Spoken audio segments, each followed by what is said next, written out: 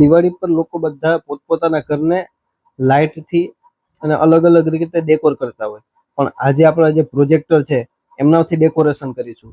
આપણું જે પ્રોજેક્ટર છે એમનાથી કંઈક અલગ યુનિક, જે સ્ટાઇલિશ અને બજેટ ફ્રેન્ડલી છે એ આપણે આઈડિયા લઈને આવ્યા છે. તો મિત્રો, આજે આપણે જોઈશું કે પ્રોજેક્ટર છે એ કેવલ મૂવી માટે જ નથી, તમારા ઘરની દિવાલને સ્ટાઇલિશ બનાવવા માટે પણ પરફેક્ટ છે. અને જે દિવાળી છે એમને કંઈક અલગ રીતે બનાવી શકીએ.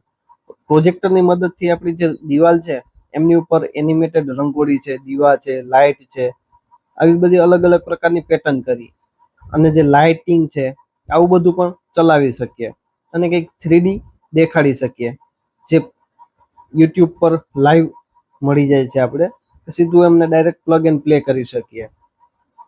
હવે પ્રોજેક્ટર વાપરી અને આ બધું તો આપણે કરી જ શકીએ છીએ, પણ સાથે સાથે જે પ્રોજેક્ટર છે એમનાથી આ બધું કરતાની સાથે આપણી જે ફેમિલી છે એમના ફોટા જોઈએ.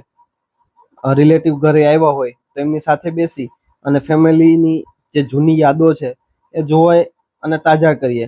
આ મુમેન્ટ શેર કરવા અને સેલિબ્રેટ કરવા માટે પરફેક્ટ છે. દિવાળીની રાતમાં આપણે ઘર છે, બાલ્કની છે, એમને ગ્લોઈંગ દીવા વડે અલગ અલગ પેટર્ન કરો. આ છે એ અલગ યુનિક લાગે છે, એ સ્ટાઇલિશ લુક આપે છે. આપણું ઘરની દિવાલ છે એ અલગ દેખાય છે. પછી આપણે આ દિવાળી છે એમાં મૂવી નાઇટ પ્લાન કરી શકીએ. પ્રોજેક્ટર સેટઅપ કરી અને ઘરે ફેમિલી બધા સાથે બેસી અને એક મૂવીનો એન્જોય લઈ શકીએ કે મૂવી જોઈ શકીએ.